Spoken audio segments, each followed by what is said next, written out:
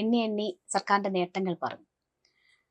ആ നേട്ടങ്ങൾ പറയുമ്പോഴും ഇപ്പോൾ സർക്കാർ ജനങ്ങളെ അഭിമുഖീകരിക്കുന്നത് ആ നേട്ടങ്ങൾ പറഞ്ഞു തന്നെയാണ് എന്ന് കരുതുന്നുണ്ടോ? അതിനുമപ്പുറം കുറെ നെഗറ്റീവായിട്ടുള്ള സമൂഹ മാധ്യമ പ്രചരണങ്ങൾ നടക്കുന്നതാണ് സാധാരണ നമ്മൾ കാണുന്നത്. നെഗറ്റീവായിട്ടുള്ള പ്രചരണം ഏത് കാലത്താണ് ഇല്ലാതിരുന്നത്? 2021 എന്തായിരുന്നു പ്രചരണം ഓർക്കുന്നുണ്ടോ? ഈ സർക്കാരിനെതിരായിട്ടുള്ള പ്രചരണങ്ങൾ എന്തൊക്കെയായിരുന്നു ഓർക്കണ്ടോ? സ്വർണ്ണക്കടത്ത്, ഈന്തപ്പഴത്തിന്റെ കുരു, പിന്നെ ഖുറാനുള്ളിൽ സ്വർണം കടത്തിയത്, ബിരിയാണി ചെമ്പിൽ സ്വർണം കടത്തിയത്, കൈതോലെ പായയിൽ പണം കടത്തിയത് എന്നൊക്കെ ആയിരുന്നില്ലേ? ഇനി എന്തായിരുന്നു ബാക്കി? ഞങ്ങൾ 5 ലക്ഷം വീട് കൊടുത്ത കാര്യം പറയുന്നത്. ഞങ്ങൾ ചെയ്യുന്നത് എന്താ? ഞാൻ ചോദിച്ചത് അതിനും അപ്പുറം സമൂഹ മാധ്യമങ്ങളിൽ നടക്കുന്ന മറ്റ് നെഗറ്റീവായിട്ടുള്ള പ്രചരണങ്ങളെ കുറിച്ചിട്ടാണ്. ഇരുണ്ട കാലഘട്ടം അത് നെഗറ്റീവാണോ? വസ്തുതയല്ലേ? അതാണോ കാര്യം?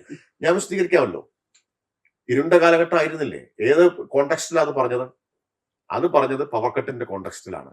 ആയിരുന്നോ? 10 വർഷത്തിന് മുമ്പുള്ള കാലഘട്ടം ഓർമ്മിപ്പിച്ചുകൊണ്ട് വോട്ട് തേടേണ്ട സാഹചര്യം എന്തെന്ന്? 10 വർഷത്തിന് മുമ്പുള്ള കാര്യം ഓർമ്മിപ്പിച്ചുകൊണ്ടേയിരിക്കും. അതെന്തിനാ എത്ര അലോസരം ഉണ്ടാക്കുന്നത്? നിങ്ങൾക്കൊക്കെ എന്തുകൊണ്ട് അത്ര അലോസരം ഉണ്ടാക്കുന്നത്?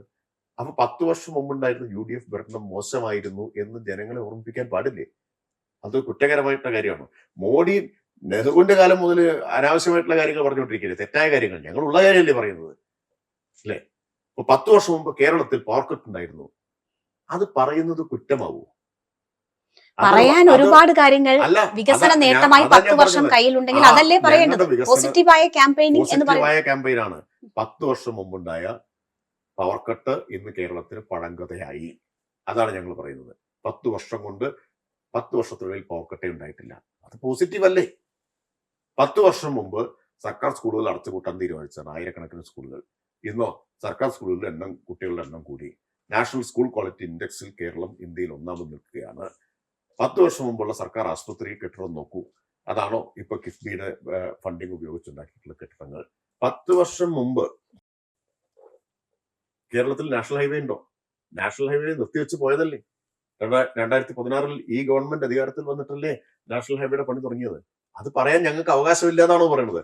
അതായത് ഞങ്ങൾ ചെയ്ത നല്ല കാര്യം നോക്കൂ, ഞങ്ങൾ ചെയ്ത ഒരു നല്ല കാര്യവും നിങ്ങൾ പറയില്ല, നിങ്ങളും പറയാൻ പാടില്ല. നിങ്ങൾ മിണ്ടാണ്ട വായം പൂട്ടിയിട്ട് അടങ്ങി ഒതുങ്ങി ഇരുന്നോളെന്ന് പറഞ്ഞാൽ എന്ത് ജനാധിപത്യമാണത്? മരിച്ചുപോയ 2 UDF മന്ത്രിമാരുടെ പടം ഉപയോഗിച്ച് വരെ പ്രചരണം നടത്തുകയും പിന്നീട് അത് പിൻവലിക്കുകയും ചെയ്യേണ്ടി വന്നു. UDFന്റെ മന്ത്രിമാരായിരുന്നത് കൊണ്ടല്ലേ?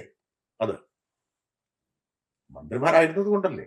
മന്ത്രിയാണ് കാണുന്നത്, അതിന് വ്യക്തിപരമായിട്ട് അതിനെ കാണേണ്ട കാര്യമില്ല. അപ്പോൾ ആ പ്രചരണങ്ങളിലൊന്നും ഒരു ശരികേടും MP രാജേഷ് എന്ന വ്യക്തി കാണുന്നില്ല. നോക്കൂ, 10 കൊല്ലം മുമ്പ് പവർ കട്ട് ഉണ്ടായിരുന്നു എന്ന് പറഞ്ഞാൽ അത് സത്യമാണോ അല്ലേ എന്ന് പറഞ്ഞാൽ മതി. സത്യമാണെങ്കിൽ ആ സത്യം പറയുന്നതിൽ എന്താ തെറ്റ്?